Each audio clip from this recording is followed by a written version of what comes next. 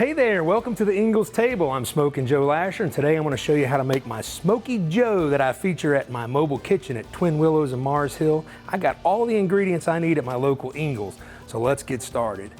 And let's get started indeed. This is a ginormous piece of beef that I got from the Ingles meat department. This is a complete beef brisket.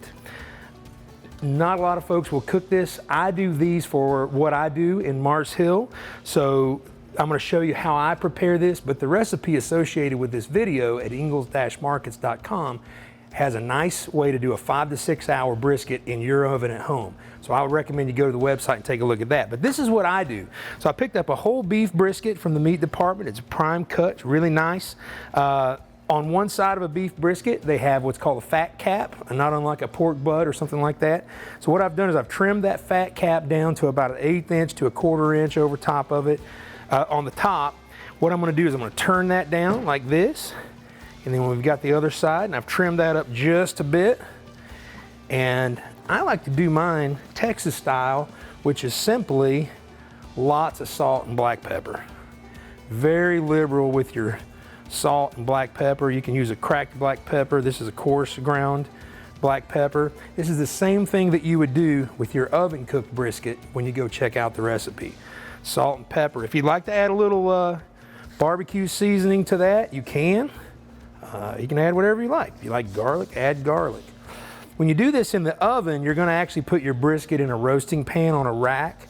You're going to put about 3 cups of water and about 1/2 cup of liquid smoke in the bottom of that pan, and you are going to set your oven on 250 and let that go for about 5 hours, and then you're going to uncover it and let it go for another hour or so till you get an internal temperature of 195. For me, a brisket this size on my smoker, and you may want to do this at home too, you're going to put it on fat cap down on your smoker at 220 degrees and let it go until you get an internal temperature of 200 to 205. And that is going to be just perfect. There's a lot of other tricks that guys will do and gals when they're resting their brisket. They'll wrap it and put it in the cooler and things like that. But I just like to let mine go until it's ready. So that's what I'm going to do. I'm going to go drop this on the smoker, and then I'm going to come back and we're going to make one of my Smokey Joe sandwiches. All right guys, for some of you, when you take up this video, it's 6 hours later. For some of you, it's the next day, depending on how you decided to do your brisket.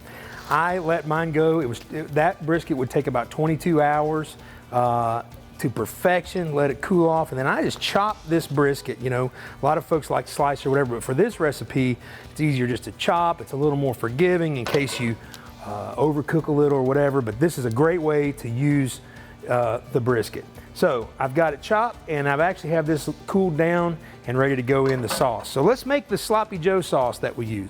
First things first, I've got about 1/2 of an onion going into some hot oil, and we're just going to let that onion start to brown, sizzle a bit in that pan. I love that sound and that smell of the sauteed onion. I also toasted some Kaiser buns from the Ingles Bakery. If you don't buy Kaiser rolls from the Ingles Bakery, you're missing out. They are the best and freshest in your town, I guarantee it.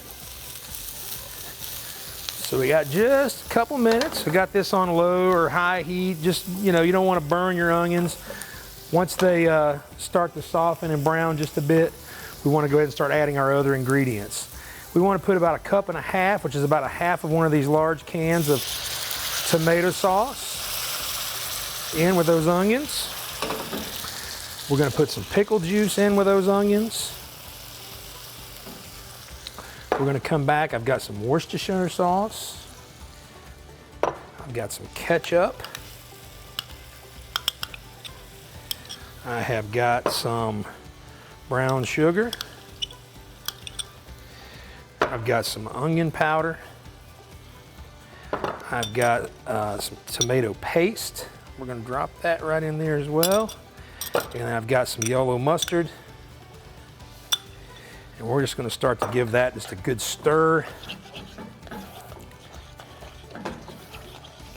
Oh yeah, and one last thing. I got a dash of hot sauce, whatever your favorite kind. This is a chipotle pepper hot sauce that I like to use.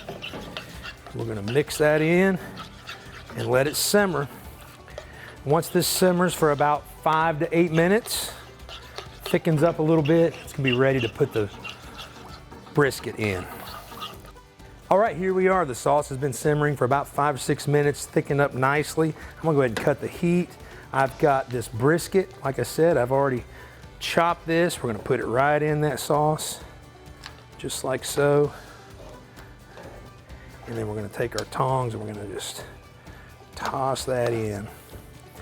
It makes for such an awesome flavorful. You got the smoke profile from the meat, you got the sweetness from the tomato, you got the pickle juice in there that's just gonna add a little tart. And then we're gonna also top this sandwich with bread and butter pickles and shredded cheddar cheese. So here you go. When you come to Twin Willows and Mars Hill, you can see you can have a Smokey Joe. I'm gonna put this right on here like so.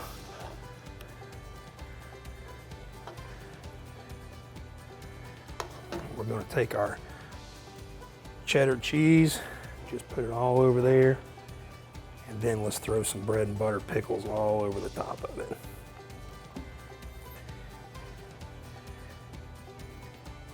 And there you have it, the Smokey Joe. I want to thank you for joining me today at the Ingles table. Don't forget to check out the rest of the website for a lot of tips, tricks, and other recipes, and I'll see you next time.